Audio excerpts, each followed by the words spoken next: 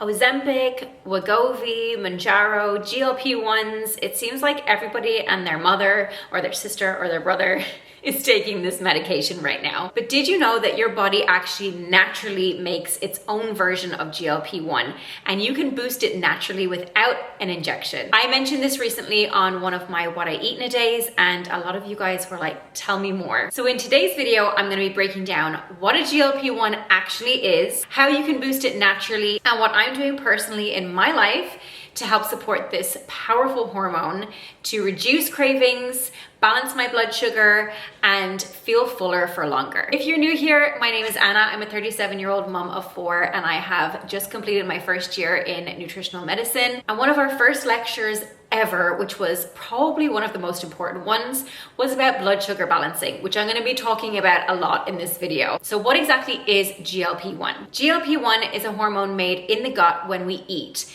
particularly in response to protein and fiber. It helps to regulate insulin, slow down digestion, curb cravings, and it supports healthy weight management. It's also one of the main hormones that is mimicked by medications like Ozempic or Wegovy or Mounjaro. So basically, it's like your body's natural version of the trendy jabs, but without the price tag, the needles, and any side effects. Now, let me just also put out this little disclaimer. I am by no means judging anyone who is on a GLP-1 medication. I am the last person on the planet to judge somebody for injecting themselves with anything.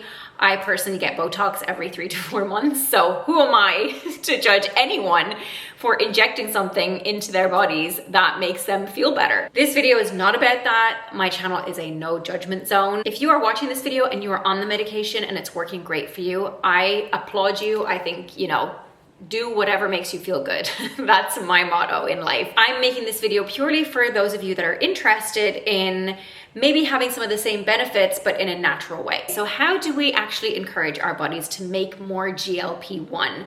And what are the tips that really genuinely help? Here's what the research has found, and also just some of my personal experience. The first thing that you want to do, and really one of the key pillars of nutritional medicine, is protein at every meal. This is so important for blood sugar balancing, just to make you feel fuller for longer, to satiate your cravings, and to make you feel better and last longer in between meals. If you eat protein at every single meal, especially breakfast, the first meal of the day, doesn't matter what time you eat it, but especially breakfast, this will trigger the GLP-1 release. If you're unsure what a protein is, and by the way, before I studied nutritional medicine, I wasn't 100% sure either, so there's no shame.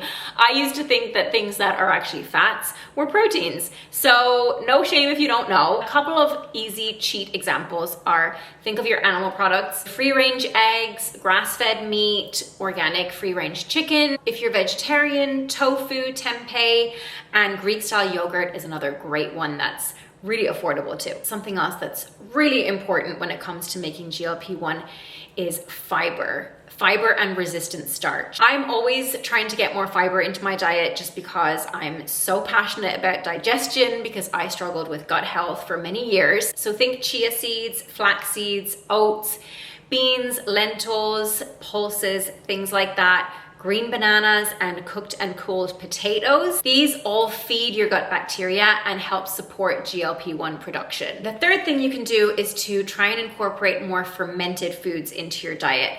This is another favorite of mine, again, linking along with gut health. I struggled with gut inflammation for years, and a lot of it was due to my crappy relationship with food and my body.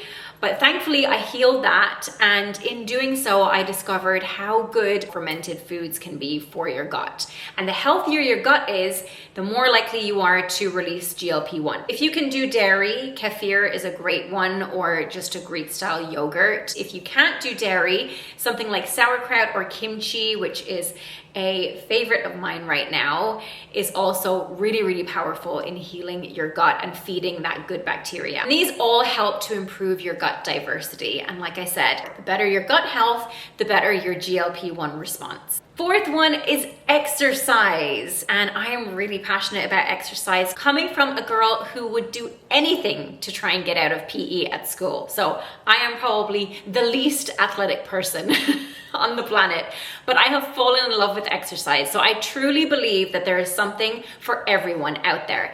And if you can't do any kind of exercise, just walking after meals will be amazing for stimulating that GLP-1. There have been so many studies that have shown that just walking after meals is amazing at boosting the GLP-1 response. So if you could just get in even 10-15 minute walk, low level walking after a meal, so after your lunch or after your dinner or after your breakfast, sometimes it really is the small steps that we do. I honestly am a firm believer in consistency. So if you can't even fathom starting an exercise routine, starting strength training, starting anything like that, but you could potentially get out for 10 to 15 minutes after a meal every day, that would work wonders for your health and you would stimulate GLP-1. Number 5 is sleep and stress. You guys know I'm going to talk about it because I'm really passionate about sleep.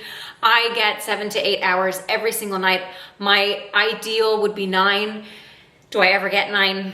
I don't think so, but I am so passionate about sleep and stress too, because stress plays a huge role. I will tell you guys, stress affects your body physically in ways that you don't even realize are possible. Your brain and your gut health are so interconnected, and I have actual physical proof of that. So about 2 years ago, when I was going through something really stressful in my life, something that shook me to the core, I did absolutely nothing different physically. Like, I was still working out the same, I was eating exactly the same, nothing changed physically for me, but I was under chronic stress. I lost my period. My period did not come 1 month because I was so stressed. And that is a huge indication of how much stress can affect us. And I have so many other stories that are very similar to that one, of examples of how stress has manifested physically. And I'm sure you guys do too. You can share them in the comments if you would like to. I would actually love to read those stories because I find that so interesting. Of course, stress also directly affects our gut. You know, have you ever been in a position where you've been nervous or anxious or stressed and all of a sudden you get diarrhea or you get constipation? That is a clear example of how your brain and your gut are connected. And what is made in your gut? GLP-1. You do not want to be stressed. Try to do some meditation if you can only fit it in at nighttime. That's what I do. So I usually will meditate at night. I just stick on a little meditation before I go to sleep every single night. And it has worked wonders for my stress levels. I cannot express to you how life-changing that has been. Exercising, of course, helps to lower stress. Getting out in nature, deep breathing. If you have pets, playing with your pets. I know it sounds so silly, but it's so true. Just prioritizing time for yourself so that you don't feel like you're just chasing your tail all the time and you don't feel like you're on a constant roller coaster. I know it's hard, especially if you're a mom. I do understand, okay? We're usually the last one on the list of priorities, but if I've learned anything as a mom of 4, it is that if we're not happy and if we're not okay, we can't help anybody else. So you really want to be, in order to be the best mom that you can be, you need to prioritize yourself first. Because if you don't, you won't be able to take care of everybody else. With regards to sleep, super important, guys. Sleep is like I feel like sleep is so underrated, and a good night's sleep can make so much difference. I've noticed, especially after the age of 35, I noticed that if I have a poor night's sleep in the morning, I could look like a few years older, versus when I get a good night's sleep and I look in the mirror and I'm like, wow, I actually look younger. So it definitely plays a role. And studies have shown that chronic stress and poor sleep can blunt GLP-1 sensitivity. So let this be your lesson to get a good night's sleep and to try and lower your stress levels. So some examples of how I'm using these tips in my personal life. So I will always eat protein with every single meal. It has become like a blueprint for me. It is so important. I've noticed so many times, especially when I quit sugar, how this has saved me, because I really just don't get hungry in between meals anymore since incorporating this in. And that makes sense because that is the key with GLP-1. With exercise, I've exercised for quite a few years now, but I have incorporated walking. Honestly, it is like the lightest walk. I walk at about a 3.5 speed. It is like a very, very low impact exercise. I would call it more of an active recovery than a proper exercise, but I do this 7 days a week and I just walk for 30 minutes.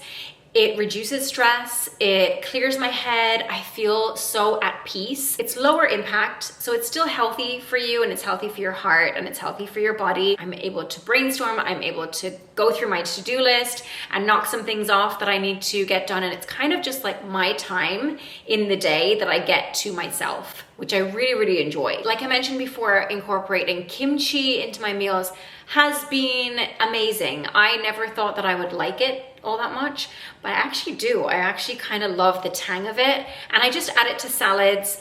If I don't have that, I'll have like a Greek style yogurt, but I'm trying to cut back on yogurt right now because of my skin, because my skin just doesn't do well with dairy. But anything that is fermented is going to be your gut's best friend, and your digestive system will thank you for it, trust me. On a final note, as somebody who struggled for 15 years with terrible body image, a horrible relationship with food, until I fully recovered in 2019, I know as well as anyone does that for years we as women have been told that in order to lose weight we need to punish ourselves, we need to restrict what we eat, and I'm here to tell you that that is not true. Your body already has these natural, amazing, incredible systems in place that work beautifully if done in the right way. And when you support those systems consistently, gently, and from a place of love and not a place of restriction, they work so well. I am a testament to that. I do not believe that anyone should be starving themselves or punishing themselves with food or just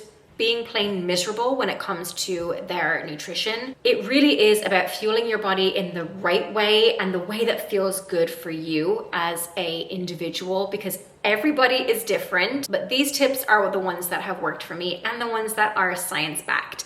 So hopefully this video helps you guys if you are looking to boost GLP-1 naturally without the jab. You just need to eat some real whole foods, to incorporate a little bit of movement and incorporate a lot of self-kindness. If you found this helpful, let me know in the comments below. Subscribe for more. I upload 2 times a week, and give the video a thumbs up if you liked it. I will try and get back to as many of you in the comments as possible, and I will see you guys in my next video. Bye.